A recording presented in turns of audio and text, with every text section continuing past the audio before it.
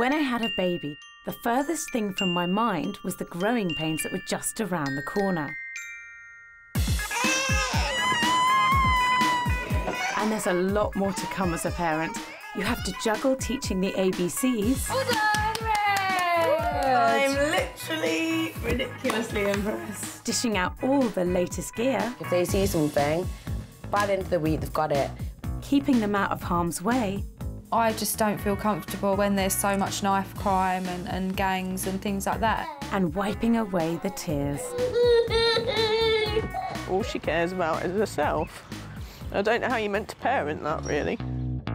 I want to meet mums across Britain who are passionate about the ways they bring up their kids. Two most important things are good manners and eating your vegetables. In the hope of becoming best prepared for my daughter, Coco.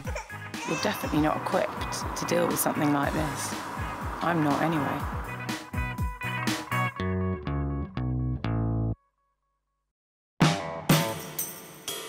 "18 months ago, I gave birth to the little miracle that is my daughter, Coco. She's the apple of my eye, and like every parent, I want to bring her up to be a safe, happy and successful person. But Coco is beginning to get a mind of her own and starting to push the boundaries. So how do I actually do it? No, Coco, no. Up until now, there's been absolutely no method to my motherhood. I've just kind of basically been winging it a bit, hoping instincts would be enough. There've been a few instances where I've thought, I don't really know what I'm doing, and I don't know how to handle this situation. I actually need to decide now what kind of mother I want to be. Am I going to be strict, or am I going to be relaxed and happy-go-lucky? I don't really know.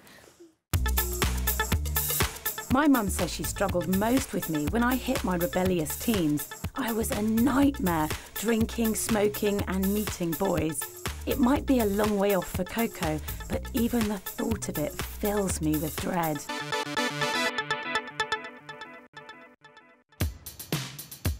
The first mum I've come to meet is Lindsay, an A&E nurse from Rugby with two sons, Cameron and Logan, and a 14-year-old daughter, Abby.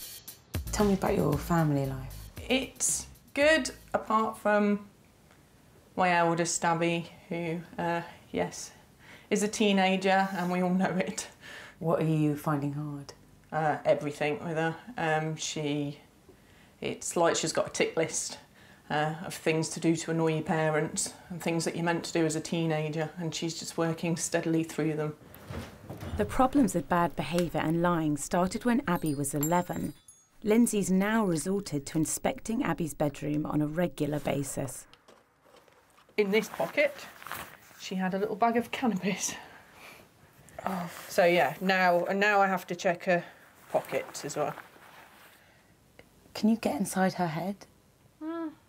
I do remember what it's like. I do remember that everything does revolve around your friends, and that adults are just do nag at you.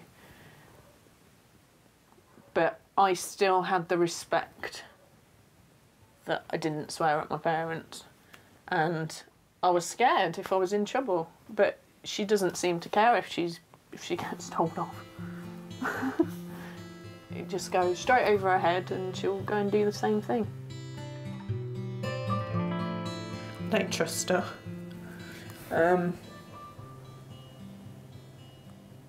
Everything that she says, I just think is a lie now. More than anything, it's just sad. It shouldn't have got to this point, and I'm not really sure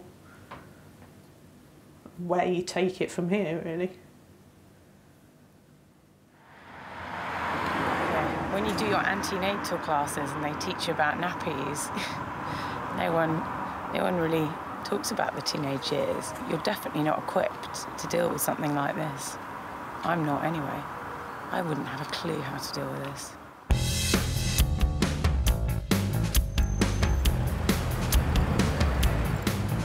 Hiya. Hi. Hi, I'm Cherry. Abby. Nice to meet you. You too. Was school all right? It was okay, yeah. You're glad it's finished? Definitely, yeah. Yeah, I bet. Cool. Wicked. Should we go? Yep.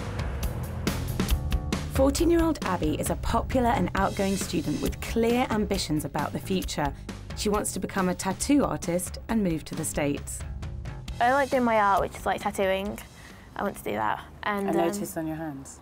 Yeah. Practicing. I got bored and my mates just did it. My mate got bored and got to do it. What kind of tattoos do you want? Oh, quite a lot. I want like ones on my hands and on my back and everywhere, and then the piercings as well and stuff like that. What are things like with your mum at the moment? I think she thinks quite badly of me. She's told me that she's not proud of me, she never will be.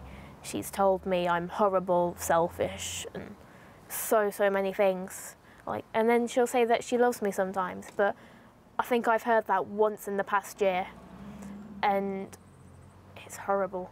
I just don't think she really likes me much. She'd much rather I be a completely different person, but it's not going to happen. Do you think you're badly behaved? Probably, yeah. I try to be good sometimes, but it's more fun when you're bad behaved, to be honest. In 2 weeks' time, there's a gig night in town that Abby's desperate to go to, despite getting into trouble there in the past. No. Hi. What are you after? I don't know. No FMR. Yeah. Could I go? When is it on? The 1st of April? Because, I don't know, Abby, because last time you went, you weren't there. I know where I was, and I was not up down. Well, I don't know where you were, and that is the point. Alright. I'll think about it, but it absolutely depends on your behaviour. Because why should I let you go somewhere when you haven't given us anything back? I'm not going to magically change overnight. Well, I'd like you to magically change just a little bit. Sod off. Bitch. And that's negotiation. No, the atmosphere in the house when Abby's around is very tense. It's very stressful for Lindsay. Communication has completely broken down. There is no trust. There's a lot of anger, and they're at stalemate. The challenges for me as a mum to toddler Coco are a bit more basic, so you'd think more straightforward. Mummy's going to make your lunch. How to feed my daughter healthy food. Even the mention of the word lunch is enough to send her into a total whack attack. So on the menu today is a delicious pasta, vegetable and tuna baby mush thing. Look, yummy. Oh, delicious. I'd happily eat it. No! Please? No! Just have a little sit in your chair. She's really strong. Come on. It's got so bad that it's turned into a daily battle. Just a little bit. No? No! No? Would it make a difference if you knew this took me about 4 hours? No? And sadly, it's one that Coco usually wins. Little try? No! Little tiny? No! No? Mealtimes can be a real battle, and sometimes if I've had a long day, I can just be really wet and give up, and we just end up on the sofa watching bedtime telly. OK, so it's not ideal.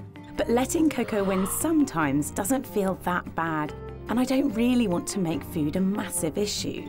But I know some parents would think it would cause problems later, and that the key to a happy home is in setting very clear boundaries.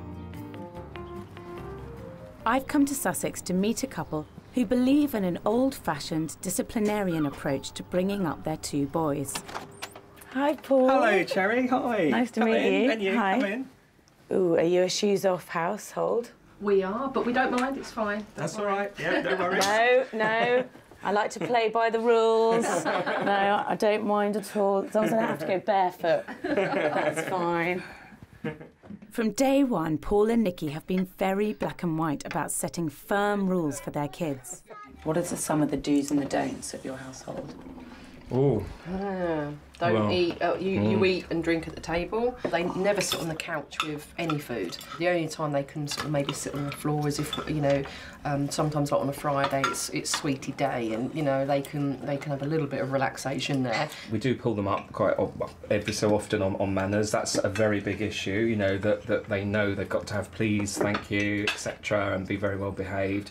You know, the little things like the shoes off when they come in and all that. But it's instilled in them a lot of the time. They know that these are the rules. I gave Nikki and Paul a camera to film over 2 weeks to show me how discipline is enforced in the house. Right, you, listen, I heard you say shut up to me. I did not say it to you! Get outside. Time out, you can go outside.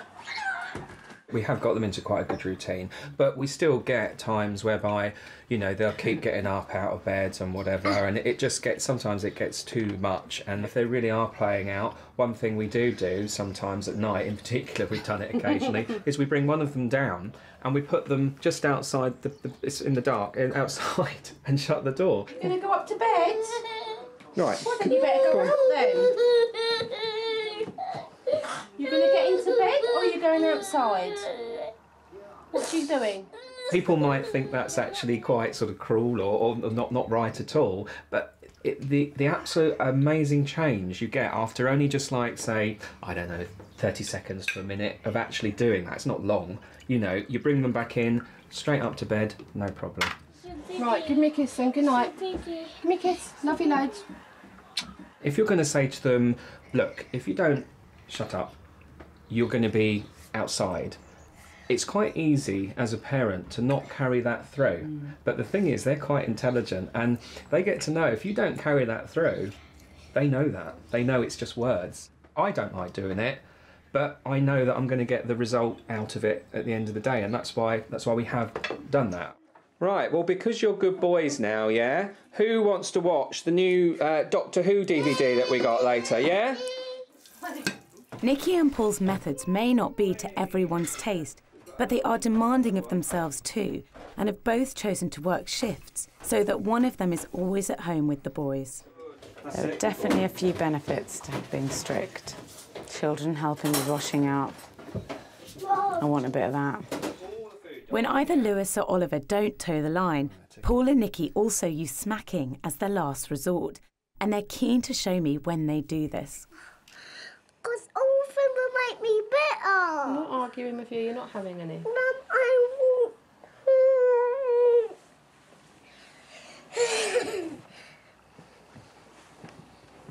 Oliver, you be straight back outside. Don't you dare touch that fridge or that packet of crisps up there, no. No.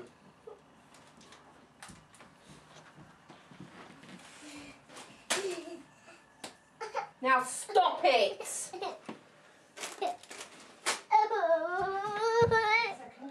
Come on, bedtime. Bed now! Thank you. Get off. Don't do that. No. No. Right, get upstairs. Go on, please, now. You've been told. Bed! Thank you. Take your rag. Bed. That last one's quite hard to watch. Yeah. That last smack is quite... I mean, it's a proper smack.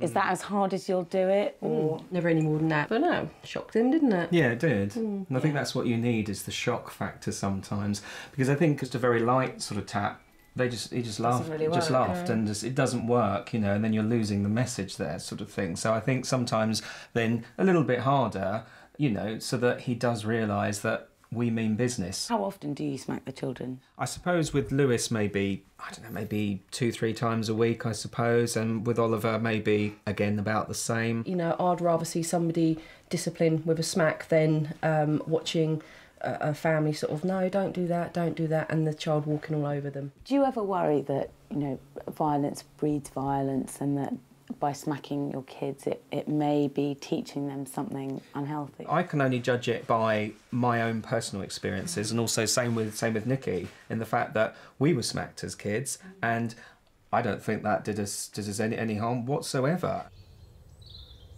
I was only smacked twice as a child, and because it was so rare, I remember it very vividly. Once when I cut the back of the sofa open with a knife, and once when I tried to run across the road. And I remember really being very scared and very sorry, and knowing that I'd stepped over the line. But I think doing it that rarely means that it has a huge impact. I think 2 or 3 times a week, and you're starting to step into a different territory. So smacking's not something I want to do on a regular basis, as I'm not sure it works. But a recent government survey found that 2/3 of children in Britain have been smacked by their parents, although only 1/4 of parents were happy to admit it. The government makes smacking illegal. Is it something you'll stop, or...? No. No, I'd rather have to go to court and justify why I'm doing it than say I'm going to stop doing what I feel is right. That's a really strong belief, and I don't honestly think that anybody has the right to say what you can and can't do with your child. Kids learn by example. Kids are like sponges. They watch everything you do and they copy it. And if you're dealing with your kid by smacking constantly, they can't but learn that example, surely. So, if I'm not prepared to wield the stick for discipline, perhaps I can always encourage Coco with a carrot. After all, a bit of bribery never did anyone too much harm. I've come to Derby to meet Chantal. She's a 28-year-old single mum who works non-stop to keep a smile on her 3 kids' faces and pay for everything they could ever wish for. And when I say she works for it, I mean she really works it.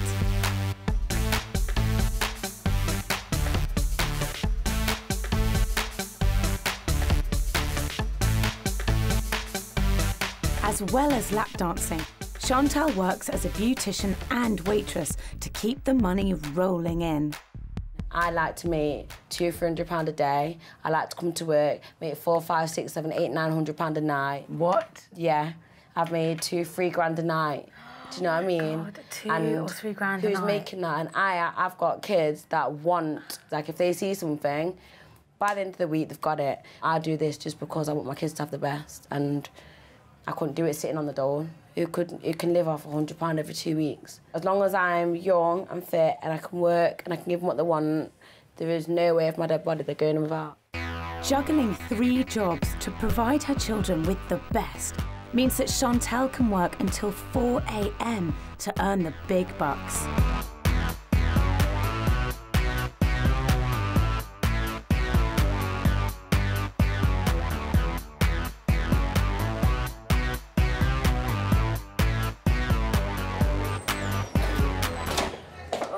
Wow, how do you feel? It's so early in the morning, I could die. How are you feeling? I'm tired. This is what I do all the time now, so... And how much money did you make? About £300. It's not the best, but it's Friday night, it's hit and miss. What time are you going to get up? What time is it now?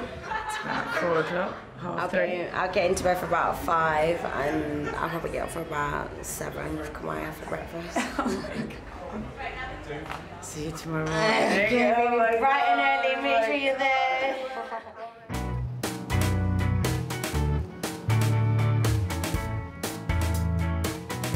It's 8 a.m. and I am bushed.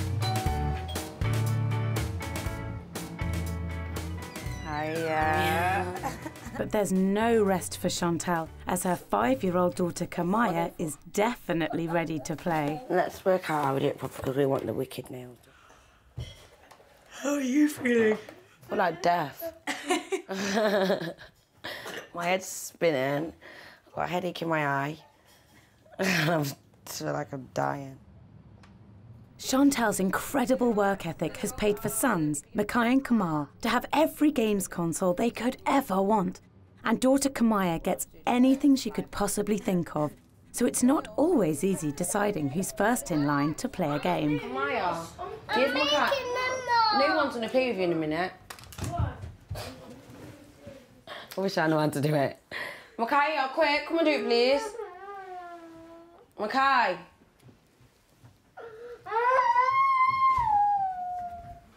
Why is it not? Of course, thank you. Where am I? Why am I not on there? Have you deleted her? So where am I now? Why is she upset? She's been spoiled because it's her way. She feels like, because she's got to have player number 1, she obviously feels like she's got to say it up, but she don't know what she's doing. What for? Because she's just showing off.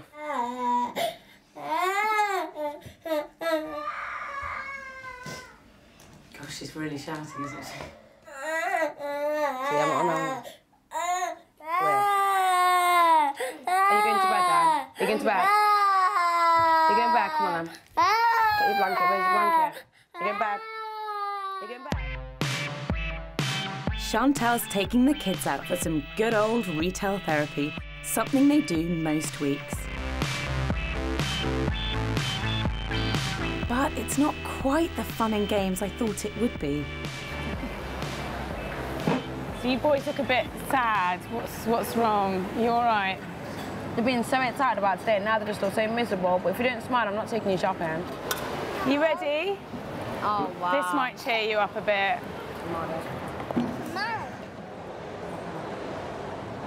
How is it?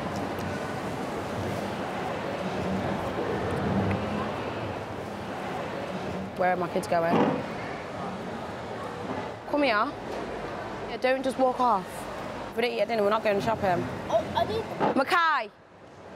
No. Come here now. I've noticed that, you know, when things get really bad, you say to the boys, I won't buy you this and I won't buy you that. Do you then follow that threat through successfully? I think I'll take that as a no. What about these? You know, we have a brat bar.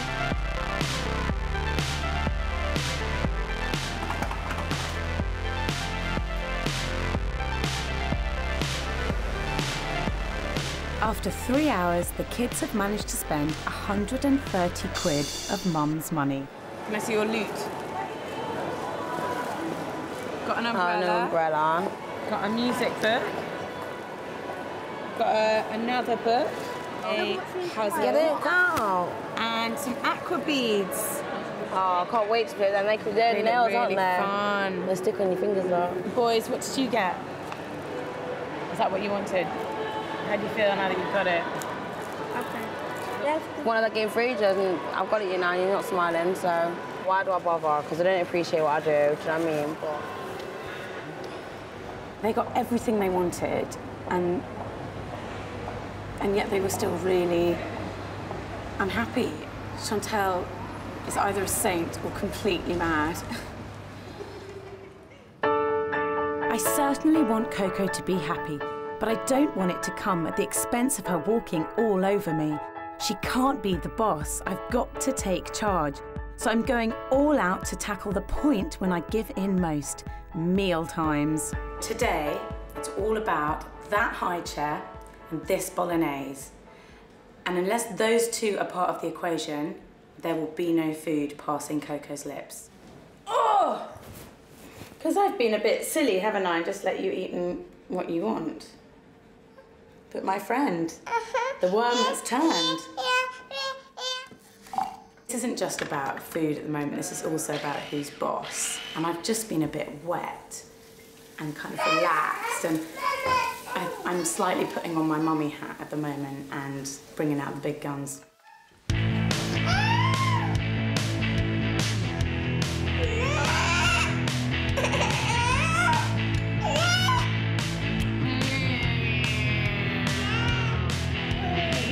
So far, so predictable, but this time I'm not giving up. You can have some of this.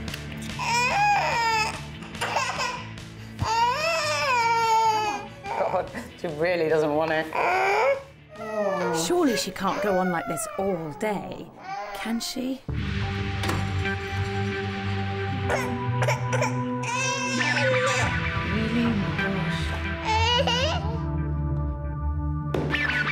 Poor cow. Where's the phone next to get it? Yeah.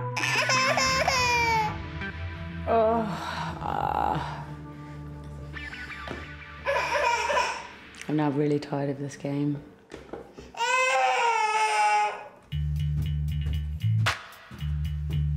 Okay, I'm throwing in the towel on the high chair, but I really want to stay strong on the bolognese.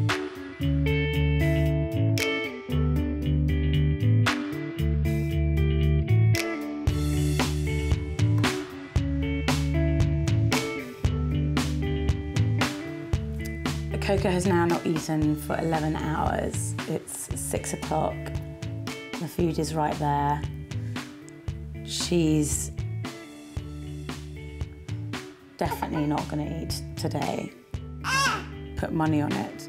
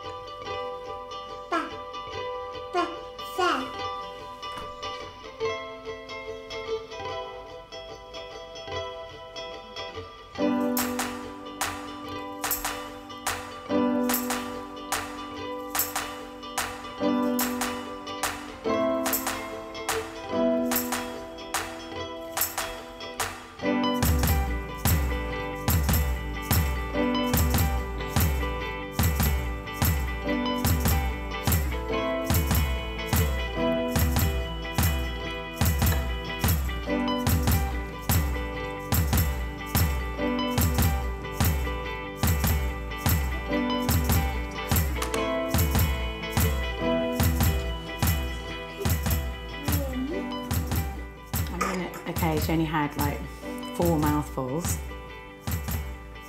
but after 11 hours, I'm pretty happy with that.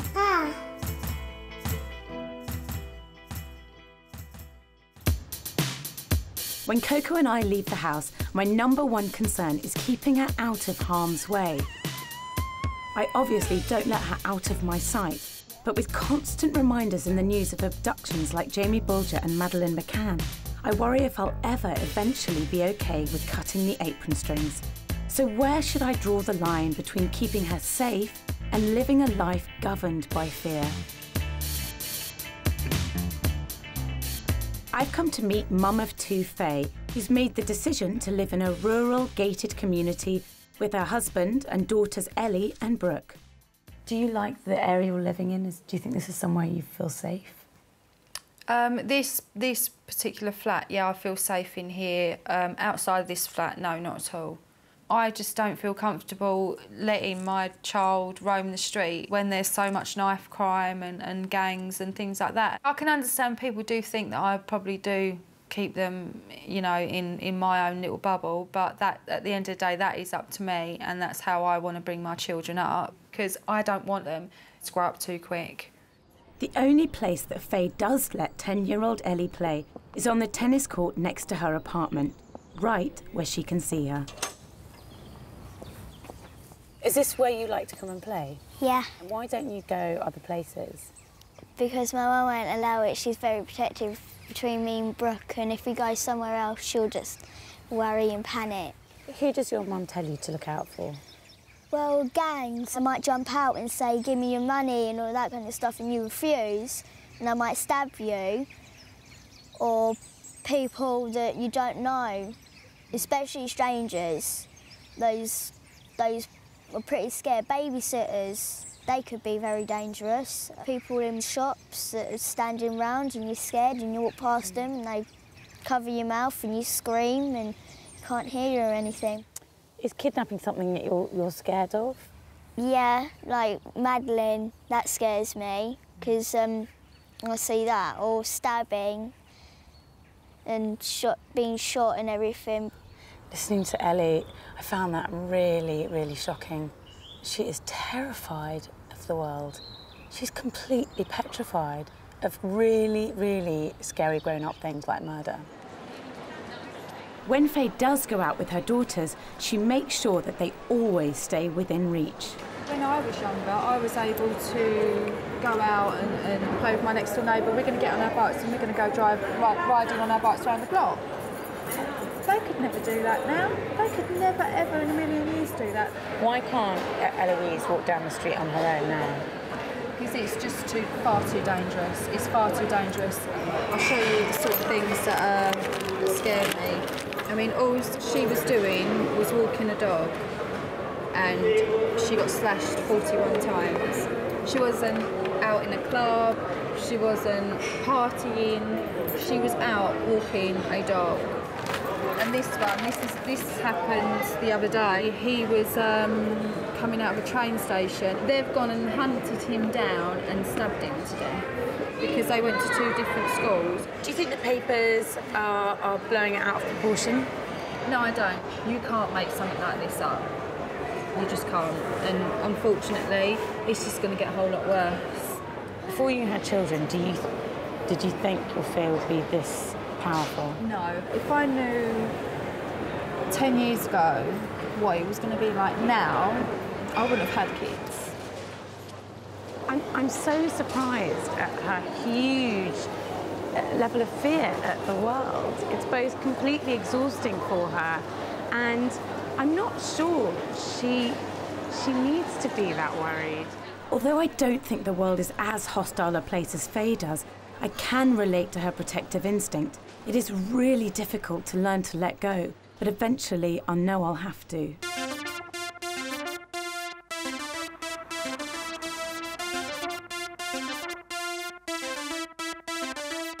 Back in Rugby, and Abby's been grounded since I last saw her. But Mum Lindsay's told me that after 2 weeks of squeaky clean behaviour, she's allowing her to go out to the gig tonight with all her friends. How come you've decided to let her go? I know you were really questioning whether to. We've actually had quite a nice sort of week and a half. I know she's been grounded and it's kind of forced family time, but it's been quite nice, really. So I don't want to spoil it and everything to flare up again. Are you nervous? A little bit, yeah. I haven't got the energy for more arguments, really, so I just hope that she behaves. So do I, as I've been invited along tonight to observe what Abby's like when she's with her mates. Ta-da! That looks sick. Does that look all right? Yeah, it looks good. And it worked with your nose piercing. Hiya, like whatever. Yeah, good? Yeah? Yeah. Okay, wicked. Great. What are the rules that your mum has set in place for tonight? Don't come home drunk or lean. Drunk or lean? High on drugs. Oh God, I feel like your grandma. What does lean mean? Nah, most people don't know. Okay, so no smoking pot and no drinking. Mhm. How do you think that's going to go? Not well. It's like watching a car crash about to happen, and I'm kind of stuck in the middle of it. I just hope tonight doesn't go as badly as I think it's going to go. I'm picking you up at 11:15. The Okay, gig then. finishes at 11. Yeah. I expect you to be in the car at the back of McDonald's at 11:15. Okay. And no drinking. I know. And no smoking. I know. Okay. Can we go now? I suppose. Thank you.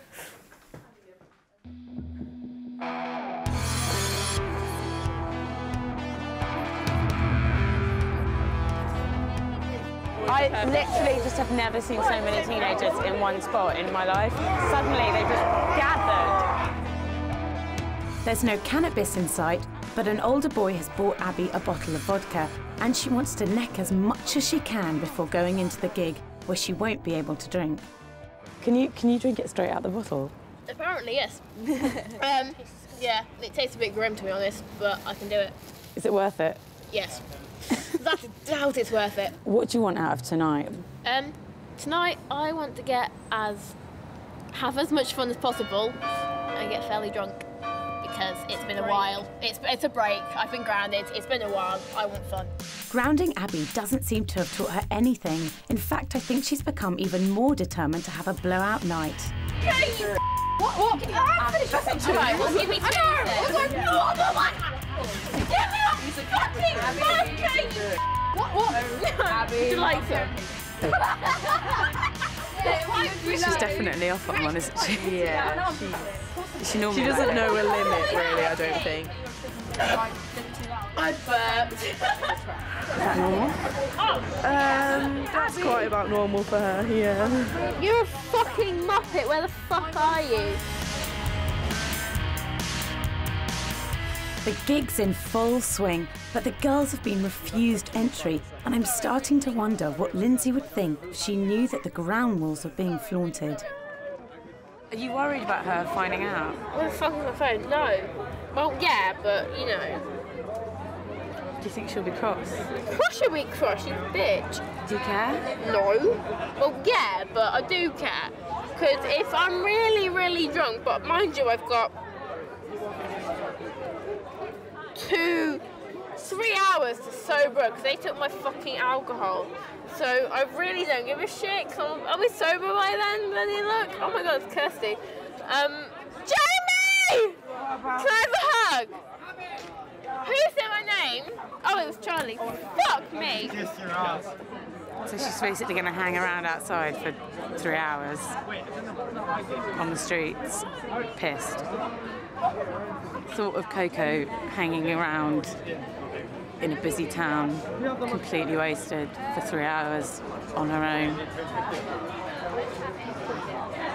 I just would want to lock her in a cupboard. I'd agreed not to take sides, but it's proving increasingly difficult not to, especially since the venue have called the police. Oh, fuck. Hi, Abby, you alright? I'm fine. What's going on, mate? Can you just leave me alone? Because if I get told off, then my mum is going to kill me. Right. I'm going to have to take some details off you No. first. I need to. No, listen. No, you listen. Right, we've had a call from the club because they're concerns of your welfare.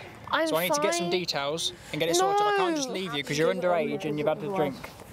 Don't ring my parents. I'm not going to ring your parents. Can you make sure? I'll make sure she's she's fine. Picks her up. Yeah, I understand. Yeah, that's fine. I'm sorry. It's alright, I'm you're really not in trouble. sorry. I'm just trying to make sure you get home safe.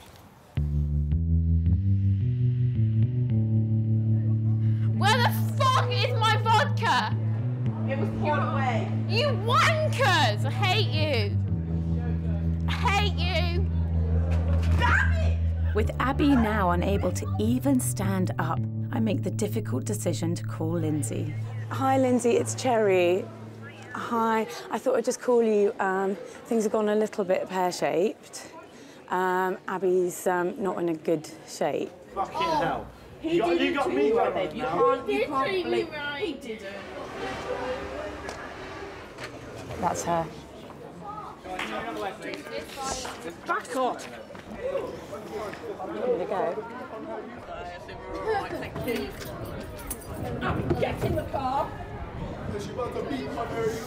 Marley, shut up.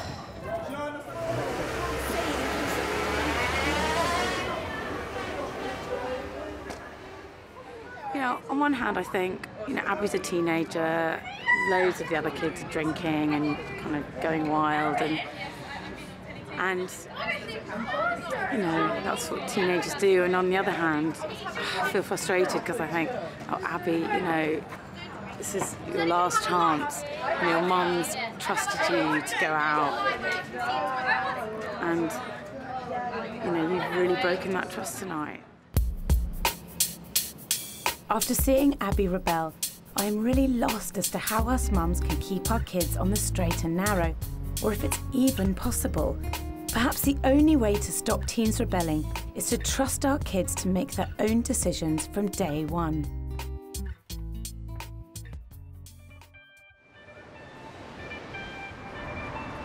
Brighton, the home of all things eccentric and alternative. It's a place where anything goes and no one bats an eyelid. I'm here to meet Kate Magic, a vegan food writer who tries to foster a stress-free, happy home for her 3 boys. Hello, are you Kate? Yeah, Kate. Nice to meet you. Hi.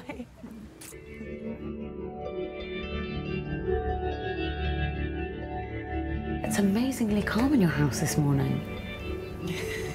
You've got 3 kids. Yeah. How is that possible? Well, it doesn't stay like this. We just wake up naturally, which is usually around 9 o'clock. They can just choose whenever they wake up. I think it's really important to start the morning without stress because it sets you in your frame of mind for the day. How have the kids responded to having a more relaxed morning and no alarm clocks? Sometimes they're too relaxed.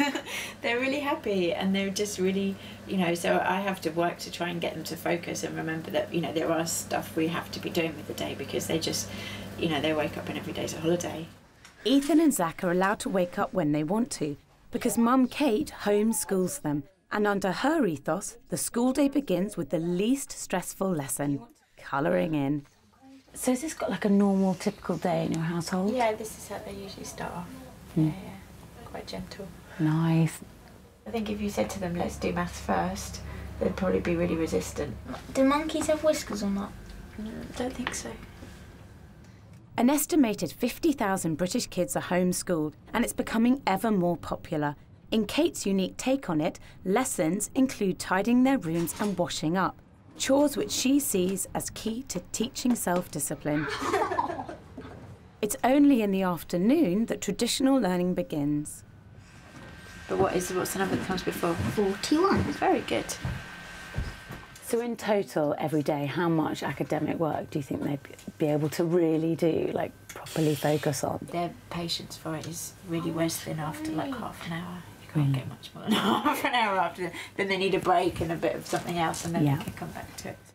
Kate believes in kids' independence, and 13-year-old son Ruben is even allowed to manage his own education.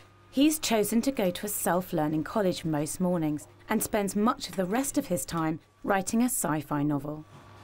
So how long is it at the moment? 95 pages. God! Something exploded, men dived to the ground, then jumped to their feet and started firing at an unseen enemy. Laser bolts flew off into the smoke. Someone cried out in pain, and then another explosion went off, killing soldiers. That's great! That's really good.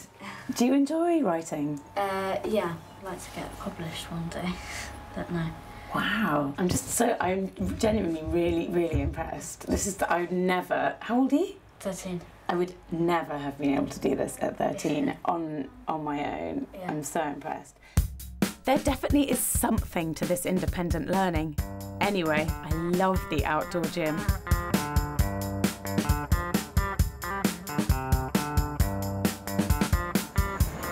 This is absolutely the opposite of what my school experience was like. Right now, I'd have been in double French. I definitely wouldn't have been by the seaside. After a blast of fresh air, I really need a coffee. Sadly, it's only Healthy Living wheatgrass on offer. Oh, that's really disgusting. Okay, ready, steady, go. Oh, that is so gross. Eat the strawberry, the strawberry helps. Eat the strawberry.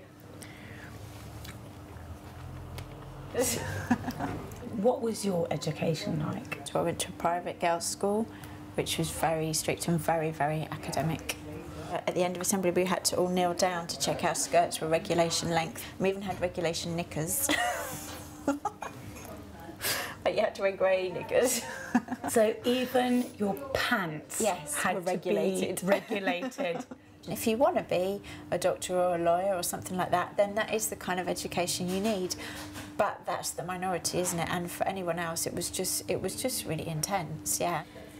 Do you worry that, I mean, you're giving your children all these wonderful different skills and life skills, but obviously the qualifications won't necessarily be there. Are you worried that one day maybe they'll come up against a brick wall where they need those qualifications? And no one's ever asked me how many O-levels I've got. Yeah. It doesn't matter that I got a load because it's never been something that I've needed to use, so I don't feel that it's important for them. I always say to them, the two most important things are good manners and eating your vegetables. And do you know what I mean? It's like, to me, that is the most important thing, that they're just nice people. Yeah. Personally, there are some things I really love about Kate's parenting style. I love that she's so close to her children. I love that she really wants to be part of their lives and understand them. Maybe I'm a bit more traditional than I realise I am, because I think, for me, Kate's parenting style is maybe a little bit too alternative. I'm not sure it would suit me particularly.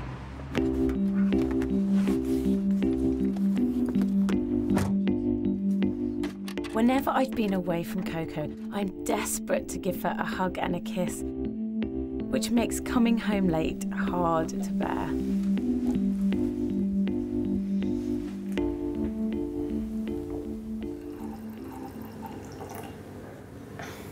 Much as I love wine, it is a poor substitute for a cuddle. I mean, I don't want to say it to its face. I feel bad, but yeah. Mummy's little helper. When I am with Coco, I always prioritise doing fun things together and keeping a smile on her face. But if I want her to do well in the future, am I holding her back by not pushing her more?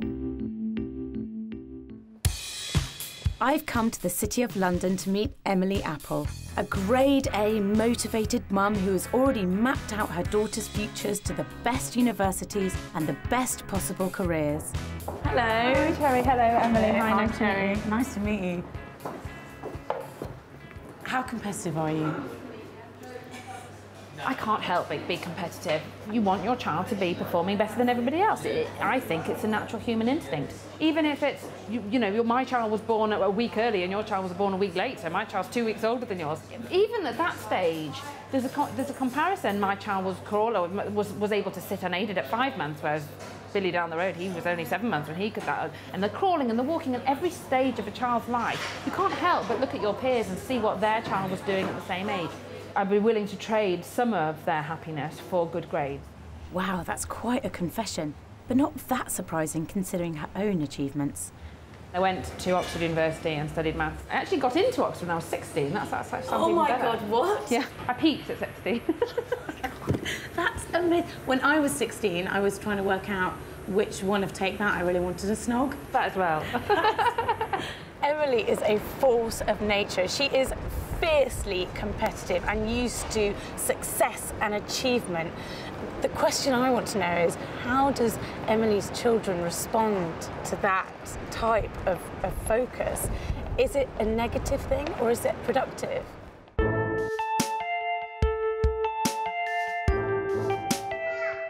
It's Sunday, and whilst 5-year-old Yael is at a 4-hour Hebrew class, Emily's attentions are focused on her 18-month-old daughter, Ronnie. Yeah, what's a cow do? Moo, very good. Already she's able to complete puzzles and match animal noises to pictures. Hey, very good. I'm literally ridiculously impressed. Coco would never have done that in a million years. How many times do you think you would have to do this before she could get to this level? I've probably done it with her 15, 20 times. Okay. Very good. Actually, I'm more impressed with the fact that she can match them together, because that took a little bit of training as well. What do you think drives you to be a hands-on mum? Nobody gives you a tree diagram of when the child is born, what you're supposed to do to get them through various hoops, to get them to whichever outcome you're aiming for. My biggest worry is missing a step and that being really crucial. Stressful. Yeah, I try not to think about it too much. Emily is so passionate about achievement that she's enrolling 5-year-old Yael on Kumon, extracurricular maths and English tutorial classes. So I've come to her first assessment. Hello. Hi, how are you? Hi, nice to see you. Hi. And who are you? Nice to meet you. But it's quite a significant thing that you're doing. Yeah, it's hardcore brain training, so I'm told. So let's see what that's all about. 1, 2, 3, 4, 5, 6, 7, 8. In addition to her full-time schoolwork, Kumon will involve 2 extra tutorials per week, as well as homework every single day. 18, 19, 20. Fantastic. What comes after 20? 21. Good. 22, 23, 24. It's quite a big commitment. It's 2 classes a week and then homework pretty much every day.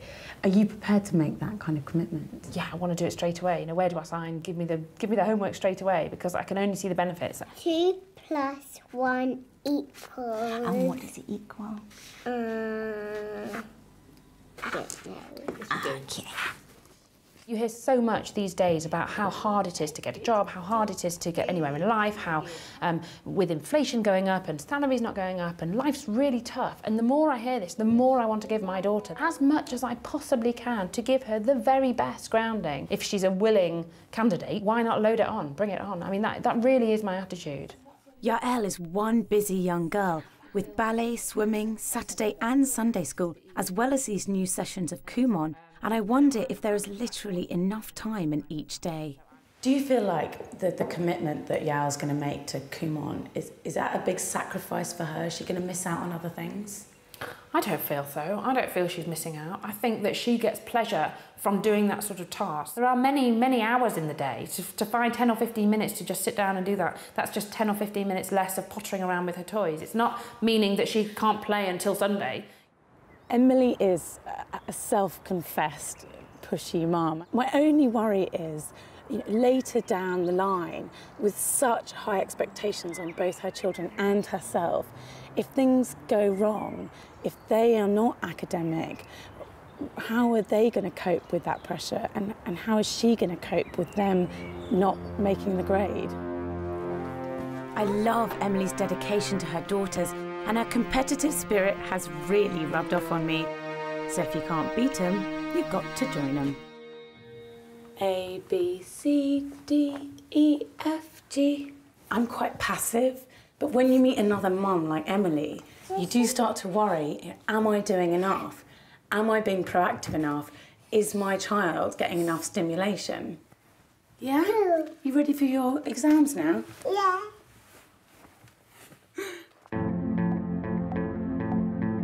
In rugby, Lindsay and Abby's relationship is now at rock bottom after she broke her promise not to get drunk at her gig on Friday night. And Lindsay's decided to try a mediation session as a last resort to rebuild their relationship. We're not on the best terms again, kind of not even talking and stuff like that, so I kind of regret getting so drunk, but I had fun, so, that's what happens.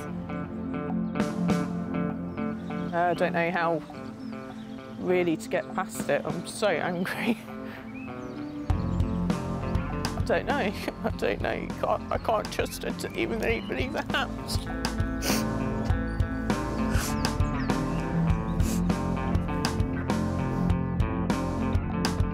All she cares about is herself.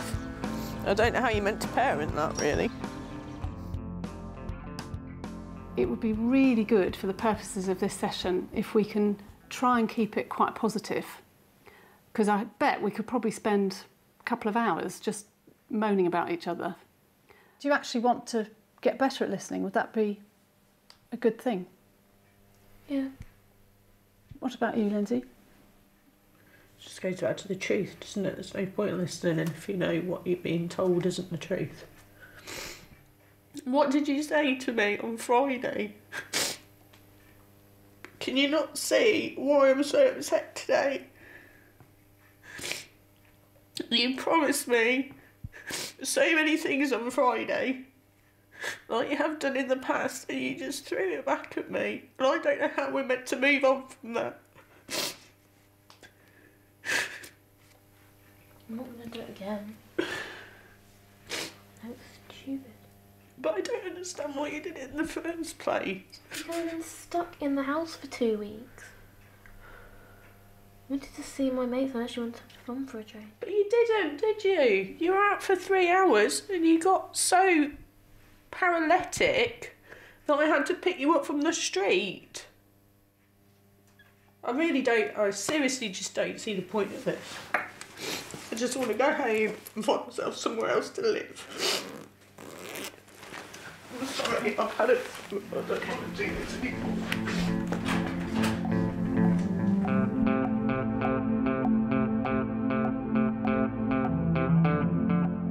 I found that incredibly difficult to watch, and I felt really upset for both Abby and Lindsay. There's so much pain between them, and obviously it's hugely overwhelming for Lindsay. Sometimes you just want to run away, really, don't you? And sometimes that's a good thing to do. But, yeah, I just needed some space. Here we go.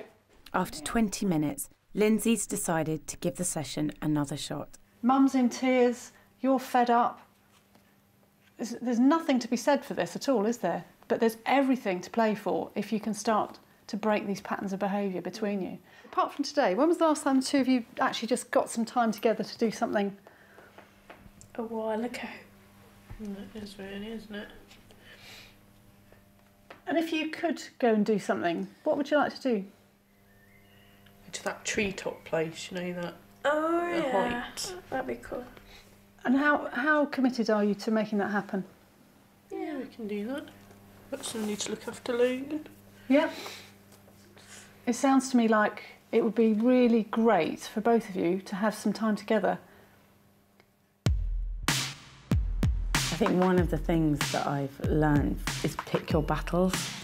Yes, it's your duty as a parent to make sure they're safe, but actually, if the relationship isn't there, you can't discipline them. Can I ask you to just give each other a hug? Lindsay and Abby clearly love each other, and I really hope that they stay dedicated to rebuilding the trust.